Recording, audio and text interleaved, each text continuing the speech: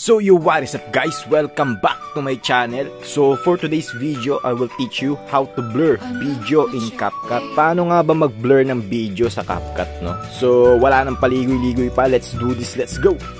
Syempre unang-una, no, dapat may CapCut app kayo. So kung wala pa kayong CapCut app, download nyo na yan, available yan sa Play Store and App Store. Then pag na-install nyo na, open na natin yung CapCut. Then tap new project. Then piliin nyo yung video na i-edit nyo. Then pag andito na kayo, dito sa baba, tap nyo tong effects. Then iselect nyo tong video effects. Then select nyo tong blur. Yan, nasa bungad lang siya. Then tap check pag na-select nyo na. So ayan na siya, ayan na yung blur effect. So pwede nyo yang ilagay, no, kahit sang part ng video. Pwedeng dito, sa gitna, pwedeng dito sa harap. At syempre, pwede rin kahit yung buong video naka-blur, no? So, extend nyo lang itong nasa gilid niya hanggang dulo. Yan, kayo na bahala mag-desisyon kung saan nyo yan gustong ilagay o kung gusto nyo buong video. Then, tap nyo itong adjust kung gusto nyo makapal o manipis yung pagka-blur niya. So, kayo na bahala mag-adjust, no? Ninipisan ko lang ng konti. So, ganyan magiging itsura niya, no?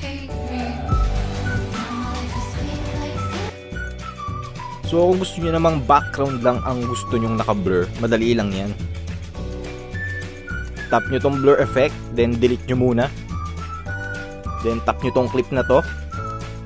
Then, dito sa baba, piliin nyo tong copy para maging dalawa siya. Then, balik kayo dito sa unang clip. At dito sa baba, select nyo tong overlay. So, mapupunta siya sa baba. Tap nyo lang tong overlay clip. At dito sa baba, select nyo tong cut out. Then, select nyo tong remove background. Tapos, wait nyo lang mag 100% yan, no? After that, tap check.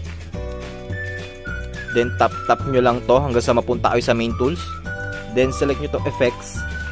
Then, select video effects. Then, select nyo tong blur effect. Yan, then tap check. Then extend nyo hanggang sa dulo ng video. Yan, so ganyan ang magiging itsura niya. So ganun lang kadali mag-blur ng video sa CapCut, no?